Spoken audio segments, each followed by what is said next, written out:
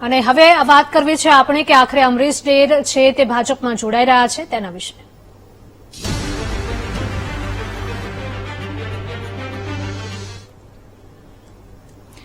કોંગ્રેસના પૂર્વ ધારાસભ્ય અમરીશ ડેરે કોંગ્રેસમાંથી સસ્પેન્ડ કરાયા બાદ તેઓ આવતીકાલે ભારતીય જનતા પાર્ટીમાં જોડાવા જઈ રહ્યા છે. ત્યારે અમરીશ ડેરના જૂના નિવેદનો અને મંચ પરથી કરેલા ભાજપ સામેના ચાબખા વાયરલ થઈ રહ્યા છે.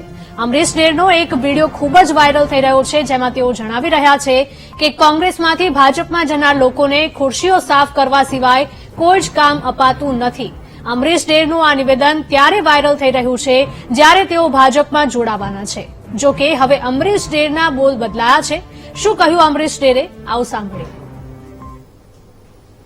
ભાજપમાં ગયા હો તો ખુરશીઓ સાફ કરવા સિવાય, ગુંગળ પાથરવા સિવાય કઈ ન મળે. એટલે આભાર માનો અમરીશ ડેરનો કે સાહેબ વટથી મરદાનગીથી પાર્ટીમાં ચેન્જ કરી નથી ને એટલે તમે ચૂંટણી લડી રહ્યા છો. ક્યાંય ગુંગળ પાથરતા આમ પણ ભારતીય જનતા પાર્ટીના આદરણીય અધ્યક્ષશ્રી છેલ્લા 3 વર્ષથી ભારતીય જનતા પાર્ટીમાં ઇન્વિટેશન મને આપી રહ્યા હતા.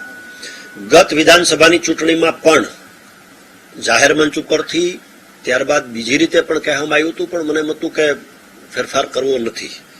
પણ મને એવું લાગે છે કે જે રીતે લોકોની આસ્થા ભગવાન રામ પ્રત્યે, મંદિર પ્રત્યે જોડાયેલી છે એ મુજબ, અને બધા જને સાથે લઈને ચાલવાની છે વાત, એ મુજબ એ ન થયું એટલા માટે યોગ્ય ન લાગ્યું.